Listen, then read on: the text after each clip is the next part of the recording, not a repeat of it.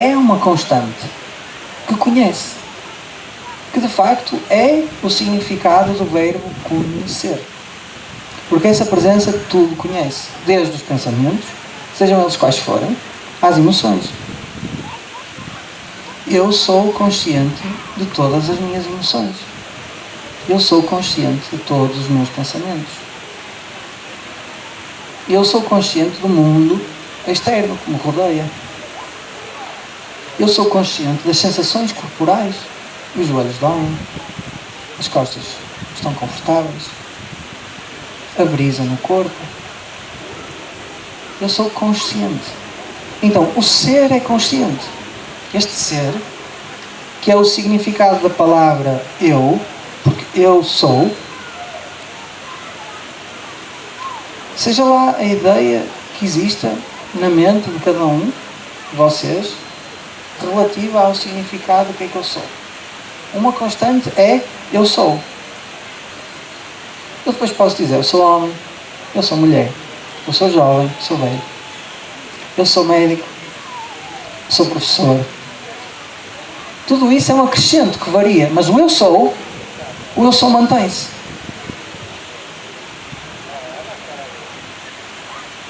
Eu sou companheiro quando estou com a minha companheira. Eu sou professor quando estou com os meus alunos a ensinar.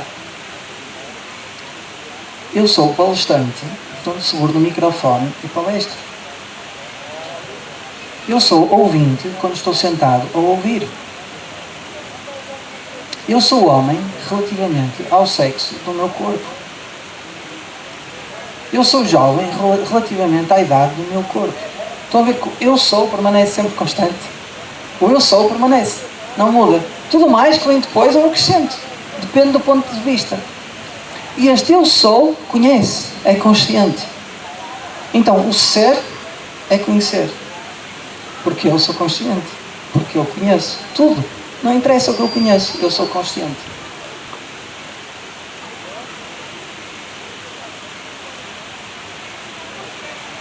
Então, o conhecer e o ser estão intimamente ligados. Porque eu, para conhecer, tenho que ser. Para eu conhecer um determinado objeto, eu tenho que ser. Ser uma presença consciente desse objeto. Seja ele qual for. Uma voz, um quadro bonito, uma árvore, uma ave a voar, uma flor. Eu tenho que ser consciente, mas para ser consciente eu tenho que estar lá. Eu sou essa presença que lá está, que está lá, a conhecer alguma coisa. Conhecer é isto. Então, aprender a ser, aprender a conhecer. Eu tenho que aprender a conhecer o que é a felicidade.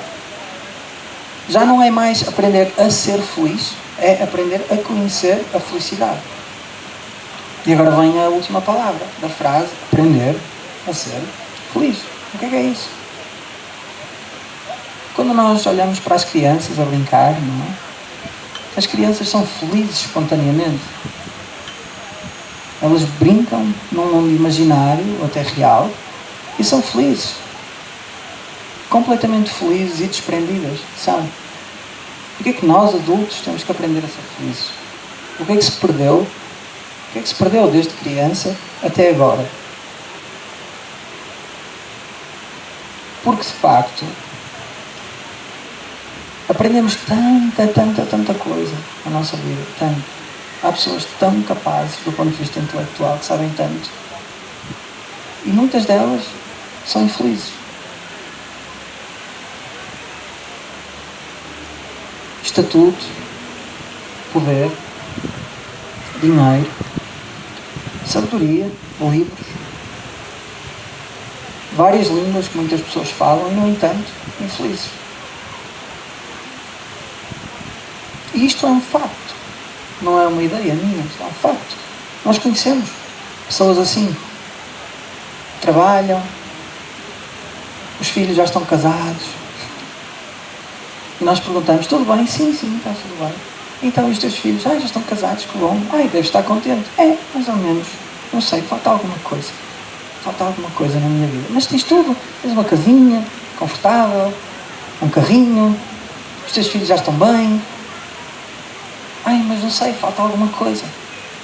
É o que as pessoas dizem, falta alguma coisa na minha vida. Mas querem ter netos. Depois de terem sido pais, querem ser netos, porque falta alguma coisa. Mas os filhos ainda não estão prontos, então os pais ficam tristes. E depois dizem assim os pais, quando é que há o netinho? Quero um netinho. Quando é que dás o netinho? E o filho, só de ouvir aquela frase, já fica com os pelos à flor da pele. Para já ainda não. Para já ainda é cedo. Quero me estabelecer. Mas é assim. A nossa vida é assim, de facto. Parece que há sempre um vazio. E nós vamos querer tapar esse vazio com alguma coisa. Vamos querer tapar esse vazio.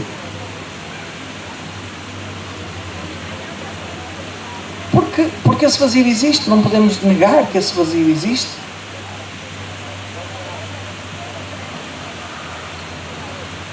As pessoas têm a necessidade de se ocupar, de se distrair, porque senão ficam tristes. Por isso é que ao domingo as pessoas ficam irrequietas. Não há trabalho, não têm que ir trabalhar.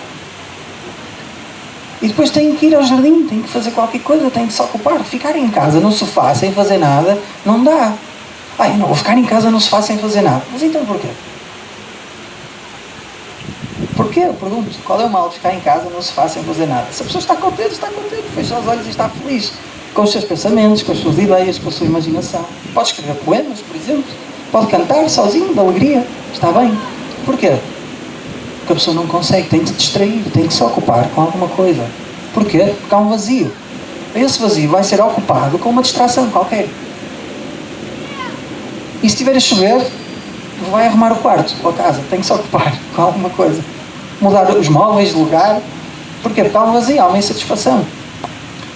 Alguns, no percurso de criança até adulto, essa insatisfação ganhou-se. A pessoa desaprendeu a ser feliz.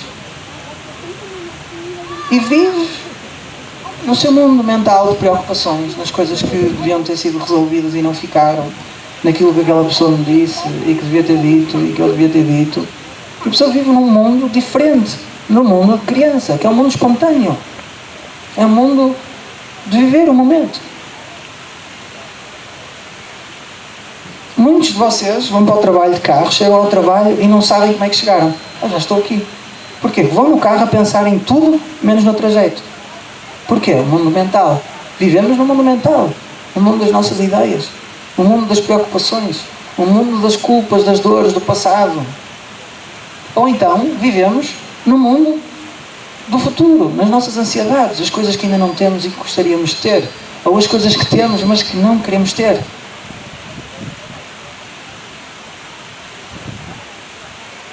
Então, parece que viver nesse conteúdo mental nos puxa de algo muito importante, que é o agora, este momento onde nós estamos.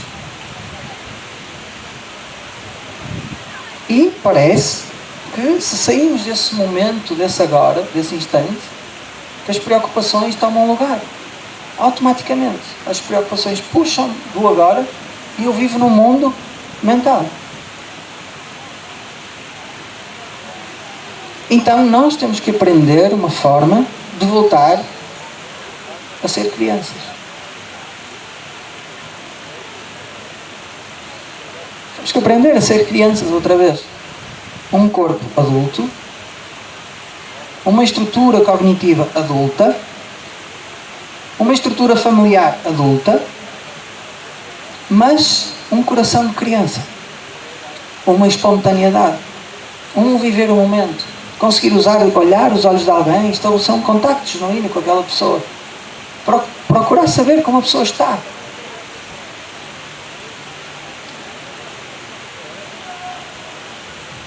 E isso requer de nós um compromisso. Requer de nós uma aprendizagem. Não é simples. Não é simples. Aliás, é simples, mas não é fácil. Põe as coisas desta forma. É simples, é uma coisa simples de compreender. Temos que ser espontâneos, mas não é fácil. Porque a mente tem uma força. E os pensamentos que eu tenho hoje foram os mesmos pensamentos que eu tive ontem. E foram os mesmos pensamentos que eu tive anteontem.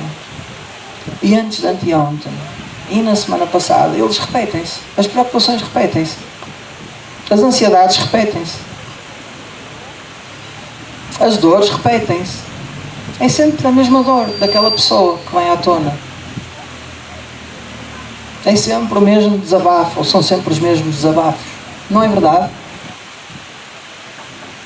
Porquê? Porque a mente tem uma força, tem um ímpeto. Então eu tenho que conhecer os meandros da minha mente. Tenho que saber que eu penso esses pensamentos todos os dias. E como evitar esses pensamentos. E, no fundo, substituí-los por outros melhores. Outros que me levem ao que realmente eu quero. São muitos esses pensamentos autodestrutivos. Às vezes a criança ouviu, por exemplo, tu és um palerma, não fazes nada direito, porque o pai ou a mãe estavam irritados nesse dia. E disseram isso. E aquela frase foi forte. E criou uma emoção que se cristalizou. Cristalizou na mente da criança. Quando ela tinha 5, 6, 7, 8 anos, ou mesmo 12 ou 13, ou mesmo 18. Cristalizou-se ali. E aquele pensamento, aquela emoção cristalizados vão manter-se na mente da pessoa. E quando a pessoa tiver um desafio, na vida, aquela voz daquele pai vai ecoar na mente da criança. Tu és um palerma, tu não vais conseguir. E a pessoa desiste de fazer as coisas. A pessoa tem pouca confiança. A pessoa não acredita nela mesma. Então, só uma forma é de conhecer que de facto existem várias vozes na nossa cabeça que nem sempre nos ajudam. Nem sempre nos ajudam. Aliás, a maior parte das vezes não nos ajudam. E temos que, no fundo, contrabalançar esse tipo de pensamentos, esse tipo de vozes, com outros opostos. Isto ajuda-nos a ter uma mente mais espontânea que vive no agora. Mais livre de preocupações. Uma mente capaz. Por isso é que a meditação é muito importante. Agora está na moda mindfulness. Por isso é que fazer yoga é muito importante. Porquê? Porque a pessoa entra em contacto com essas vozes. A maior parte das pessoas nem sabe o que está a pensar. Nem sabe o que está a pensar. E às vezes a pensar em coisas tristes, que não levam a lado nenhum. A maior parte das pessoas nem tem consciência do que pensa. Então meditar, fazer yoga, é o primeiro passo para desenvolver essa consciência. Em que é que eu penso? Que tipo de emoções surgem quando eu penso em determinadas coisas? Tudo isso é muito importante. Porque só quando eu sei, quando eu conheço os meandros da minha mente, é que eu posso fazer alguma coisa para melhorar essa mente. Para tornar essa mente mais minha amiga. Caso contrariamente, é uma inimiga. Que me vai retirar força para as coisas que eu mais gosto de fazer, para as coisas que eu mais quero fazer, para as coisas que mais significam para mim.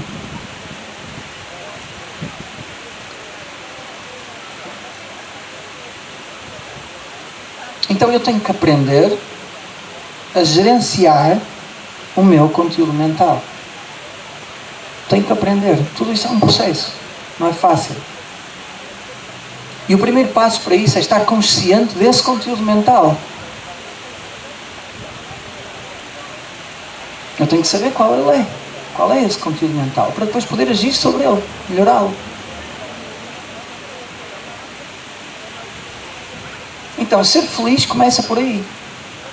Começa por ter consciência do que pensamos e das consequências daquilo que pensamos para nós e para os outros.